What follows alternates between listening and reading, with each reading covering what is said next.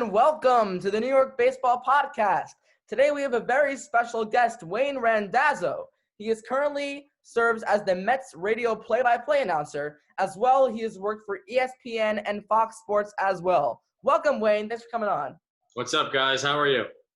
Yeah, so welcome. We're very excited to have you on. So kind of just to get started, just want to talk about how you've been doing with COVID. I know everyone's had a lot more time. So how have you been filling the months with no baseball? Yeah, I mean, it's not fun for anybody. I don't think that is involved in the game and loves baseball and wants to, the weather's nice now. We want to be outside and watch games. And it's tough, we just get some extra family time and get some extra time around, being at home where we don't get to spend a lot of time at this point in the year. So, I started my own podcast about baseball books. So that's been going good. I've got one here you guys might like right in front of me, as a matter of fact. Let me pull it out. It's going to be on an upcoming episode. I've seen that around. Yeah. Autobiography. So that's been fun to do and read some different stories and all that. So it's been good. For those who aren't watching the YouTube version of this podcast, if you're listening on Apple or Spotify, Wayne just showed us the book he's working on called Big Sexy, featuring, of course, the man, the myth, the legend, Bartolo Colon. So if you're not watching it on YouTube, that's what he was showing us. But yeah, that's awesome, Wayne. We'll have to see it. Very cool. All right. So our next question is going to be a little bit about yourself. So we just want you to kind of tell us how you got into broadcasting, what made you a Mets fan. I don't know if you grew up a Mets fan or not, but obviously now you're the Mets announcer. So just kind of talk about how you got into broadcasting. Yeah, I grew up in Chicago, so I was not a Mets fan growing up, but they've been a wonderful organization to be a part of. I mean, ever since my first day on the job, they have been incredible to work with and easy to get along with. Everybody has been. So I've been really blessed to be a part of the Mets organization. This was going to be my 6th year. Hopefully will still be my 6th year doing Mets radio in some capacity. So it's been really nice to be in New York and to be along for the ride with the Mets. How I got there, I kind of went an old school route. Not a lot of guys go through minor league baseball to get to the big leagues anymore. Seems like there's all kinds of different ways to get there. But I did the minor league thing. I was in Mobile, Alabama for 4 years. And then I worked with the Kane County Cougars for 3 years. They were in the Chicago area. I did radio in Chicago, the 2020 sports updates that you would hear on WFAN. I did a version of those on 670 The Score in Chicago. I hosted a baseball show there. I hosted some other general talk shows. I filled in on White Sox games, doing the pregame and the postgame show. So I was just kind of making my way through, started doing TV with the Big Ten Network and with ESPN. And then the Mets job opened, and they were kind of looking for a jack of all trades to do the postgame, do the pregame, do some interviews, fill in on play-by-play and all that. Worked out where I was able to do all those things, and then started filling in for Gary a couple of years after that on TV. So it just kind of snowballed into what it is now, being Howie's partner, and it's been great. Yeah, I know you started out in Chicago. Is it a lot different working in New York? It's a little different. Chicago is a great training ground for New York. It's a big city, number 3 market. It has 2 baseball teams, just like New York does. Doesn't have the multiples of the other teams like New York, but as far as being around baseball, it was easy to transition from covering the Cubs and the White Sox and being around 2 teams to being around the Mets and the Yankees to some degree, and having that knowledge of what a 2-team city is like. So it was a good training ground. I think Chicago can skew to more of a football town, actually, and even though they have the 2 baseball teams, the Bears kind of dominate the airwaves, the sports talk, and what people think about. Whereas really New York is a tried and true baseball town. And for someone like me who's been in love with the game his whole life, that's a great fit for me and how I am. Awesome. Yeah. And we forgot to mention, this is obviously one of the biggest parts of your career so far. You work with Howie Rose on WCBS 880, correct? That's true. How is working with Howie? What's the experience like that? Howie's the best. We have we're kind of a generation apart. He's 30 years older than me, And, sometimes that could lead to differences or some awkwardness or whatever. But instead, I think we've really embraced our age differences and we've embraced that relationship that we have. Flores is due for a little long ball. 1-1, ripped in the air, deep left center field. Wilmer Flores takes it to the wall. It is gone! He did it! Flores! Ball game, 2-1! Here he comes around third. Helmet flying off his head. Jumps on home plate. He's being mobbed. He did it. The Mets take the opener. His first home run since June the 12th. And the man who was supposed to be gone, well, the ball was gone. And if there's any crying in baseball tonight, they are tears of joy and not despair. Wilmer Flores wins it with a rocket shot to left center. He's mentored me and has been, someone who's given me incredible, thoughtful advice ever since I started.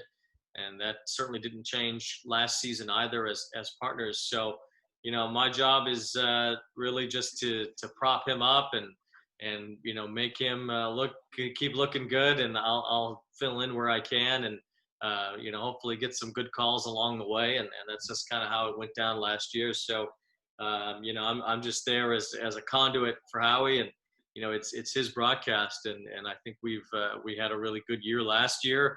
I felt like we were going to have a really good year this year, and maybe we still will for 6 weeks or whatever they allow us to do.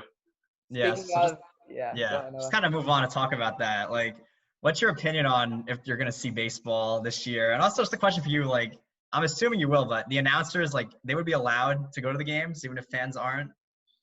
Well, I think as far as your first question, there pretty clearly will be baseball. As far as how many games, the way that these negotiations have gone, seems like whatever, the fewest number of games that the owners will pay the players at their full rate is what's going to be played. So around 50 looks like, at least for now. Hopefully that's not the case, but at the very least we'll have that.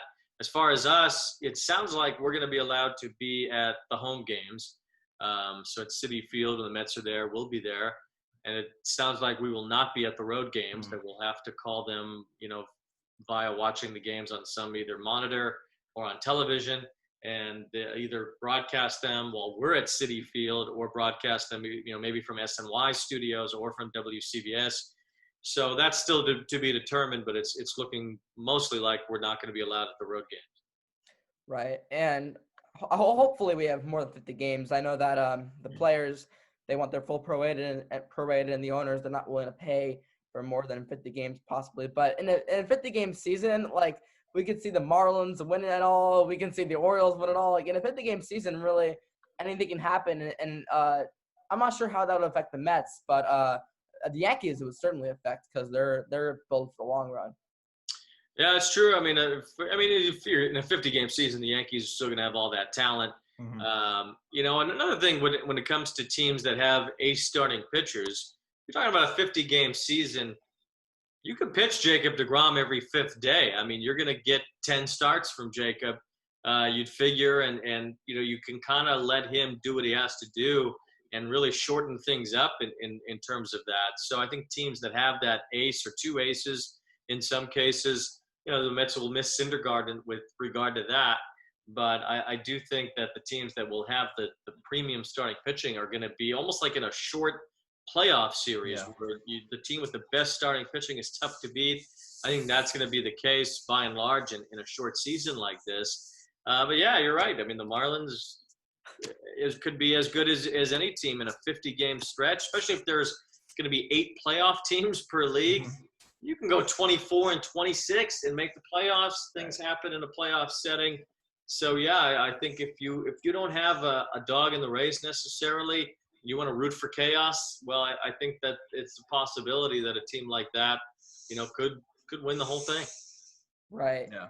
So moving on here, we wanted to ask you about your daily routine for a normal game in a normal setting. Obviously now we're all stuck at home and there's really no necessarily routine. I mean, it's all over the place for most of us. But when there was games going on, what was your daily routine for a game, and specifically between a 7 p.m. start time and a 1 p.m. start time?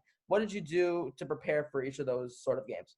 Yeah, there's, the 7 o'clock games are certainly the more typical ones. And, I get to the park around 3 or 3:30.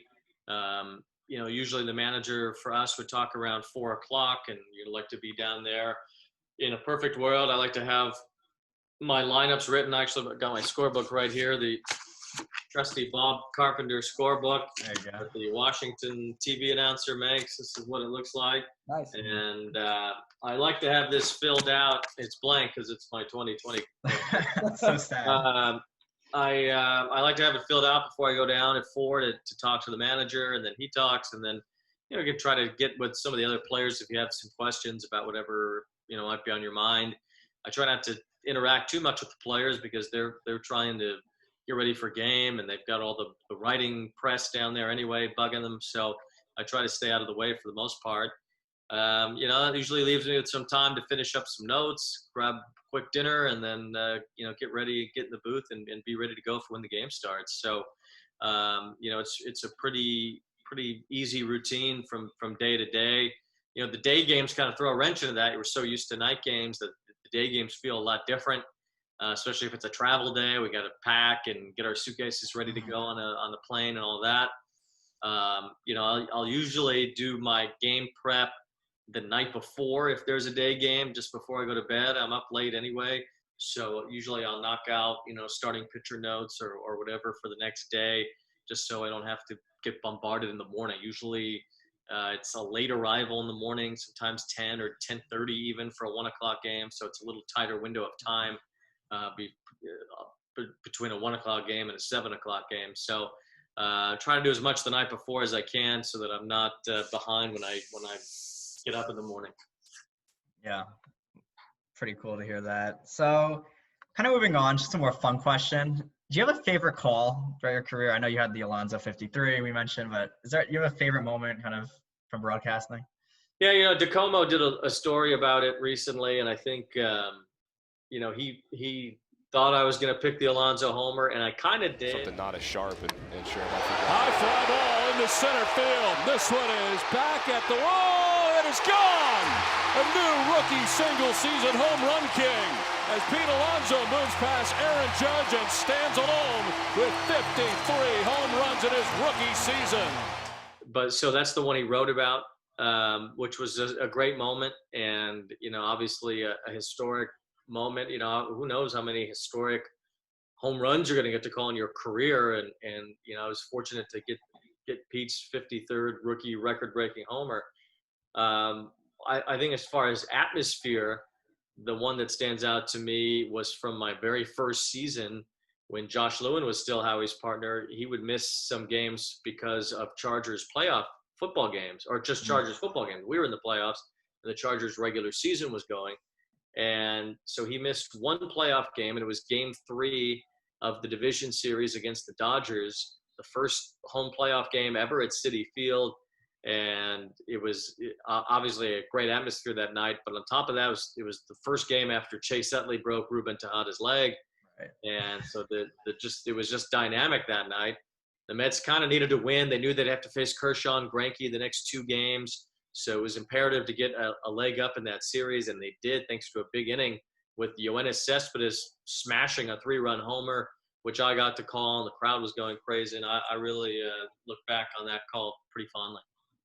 Awesome. Yeah. I mean, I'm sure you've had a lot of really good calls in your career, but the Alonso one, I mean, I just got to say that was one of my favorites. I know just hearing that, just that call, just no words. It's just like amazing. But yeah, props to you for that. It's awesome. So thank you. Of course. Yep. So we want to know, to wrap things up, do you have any advice for young people, maybe even like Noah and I, who are doing this podcast, who are interested in broadcasting in their careers?